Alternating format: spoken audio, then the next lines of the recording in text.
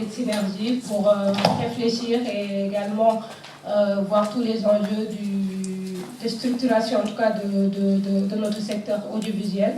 C'est un festival qui s'adresse en priorité à la jeunesse, parce que quand même c'est cette jeunesse qui porte aujourd'hui toute la créativité et tous les enjeux de notre cinéma. Donc Dakar Série propose en tout cas une manière innovante de proposer des nouveaux modes de narration, mais également de soutenir les talents du continent.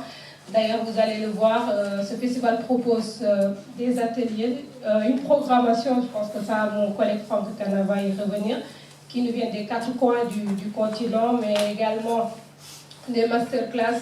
Et cette année, la priorité fait plus focus aux métiers techniques, que ce soit le métier de directeur de la photographie, le métier de script, parce qu'on s'est rendu compte que ce sont des métiers qui sont un peu sous-valorisés. Nous tous, en tout cas cette nouvelle génération, nous voulons tous être des réalisateurs et des réalisatrices, alors que le cinéma, quand même, c'est tous ces corps de métier. Donc, en partenariat avec l'association ATAX, Dakar Série propose ces masterclass dans ces métiers de photographie et script les jours à venir. Mais également, c'est aussi des rencontres professionnelles avec un forum, quand même, avec des gens qui viennent d'horizons différents, qui vont ensemble essayer en tout cas de réfléchir ou de répondre aux problématiques d'enjeux de structuration du secteur de l'audiovisuel africain.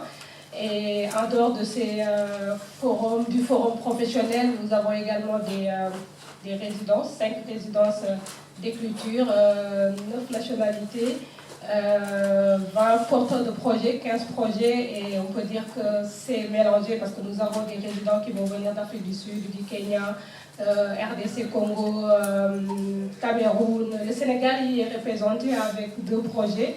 Et nous remercions également le ministère de la Culture à travers le FOPICA quand même, qui propose un prix de 2 millions pour le meilleur pitch, mais également un prix pour le meilleur pitch sénégalais. C'est-à-dire, quoi qu'il en soit, un projet sénégalais aura en tout cas un prix dans le cadre de Dakar Série. Et en ce qui concerne l'équipe de Dakar Série, comme vous le voyez, nous sommes jeunes, quand même, cette nouvelle force africaine, très pan-africain, parce que même si on va le neutraliser, mais pour l'instant camerounais, mais également c'est tout ce monde que vous allez voir les jours à venir qui sont issus des écoles de cinéma, qui sont issus de l'écosystème sénégalais, parce qu'on a diversifié, il y a même des jeunes qui viennent en tout cas du secteur, du cinéma, des professionnels, parce que Dakar Série c'est aussi ça, c'est de nous connecter localement, mais également de créer des perspectives avec tous ces professionnels qui vont venir et où des réseaux vont être créés. Et à ce qui concerne, peut-être je vais finir par l'affiche du festival, nous remercions en tout cas Joaquin Lando, qui est le producteur de la série Spinner, qui était la série gagnante de l'édition passée. Et de pouvoir continuer à connecter un peu toutes ces personnes qui font partie de cet écosystème. Et ça permet par la même occasion de permettre aux acteurs locaux de pouvoir découvrir des séries qui se font ailleurs, et par la même occasion que eux également puissent découvrir ce que nous on propose ici sur le continent africain. Et cette année, nous sommes également donc, en partenariat avec Série Mania, qui est le plus grand festival des séries au monde et qui est basé à Lille. Et Série Mania, ils ont carrément eu, on leur a donné carte blanche pour une programmation petite 100% Série Mania. Et les séries donc, qui seront projetées seront la série Borders, qui est une série britannique et produite par Alison McPhail. La série Eureka, qui est une série française où il y a pas mal de personnes identifiées à la production, telles que Jonathan Blumenthal, Philippe Rouzlet, Elie Yaffa et plein d'autres. Et ensuite, nous avons 2 séances spéciales.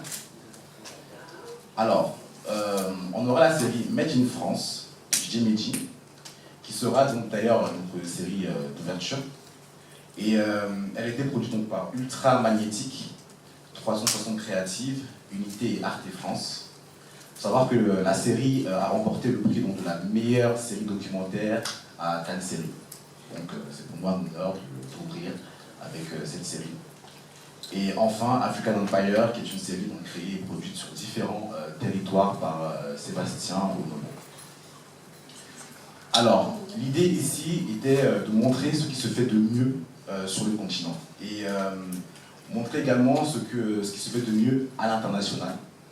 Et comme je le faisais comprendre précédemment, c'est aussi un moyen de permettre à l'international de faire le déplacement à Dakar et de pouvoir, par le biais du festival, découvrir l'environnement audiovisuel africain, chose qui est très important pour nous. Et toutes les séries seront, pour la plupart du temps, présentées par leurs producteurs.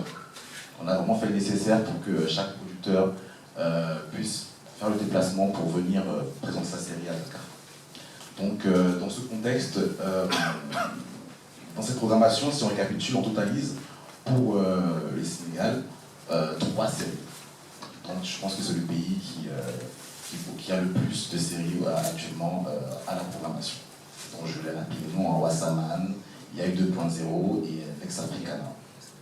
Et il y aura également un palmarès jury qui se chargera donc de décerner donc, les prix, donc, qui seront la meilleure série longue, la meilleure série courte, la mention spéciale, prix de révélation, meilleure actrice, meilleur acteur, meilleur montage, meilleure photographie, meilleure musique et meilleur scénario. Donc voilà, je pense avoir tout dit. Si je dis quelque chose, j'en reviendrai là-dessus.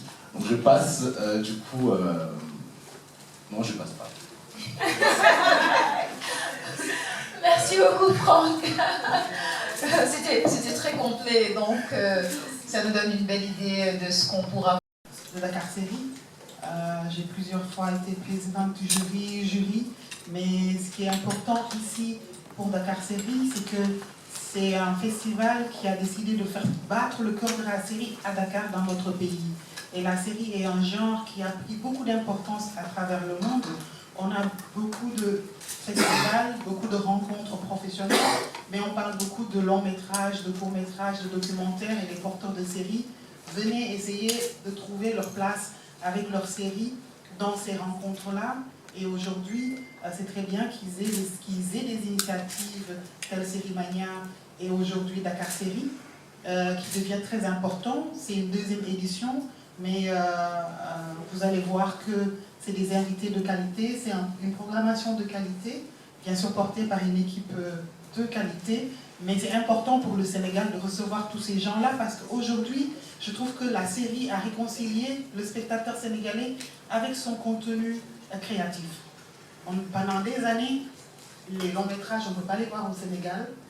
Plein de documentaires, on ne le voit que dans des festivals à travers le monde et peu au Sénégal. Et la série a fait que le Sénégalais lambda ne regarde plus les séries brésiliennes, en tout cas pas beaucoup, et s'est réconcilié avec le contenu de ces réalisateurs, de ces créateurs sénégalais africains.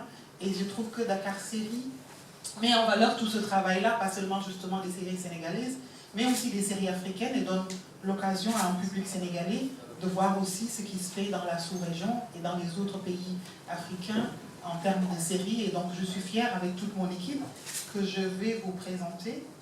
Nous avons Babar Khan, qui est acteur, scénariste sénégalais qui vit en France.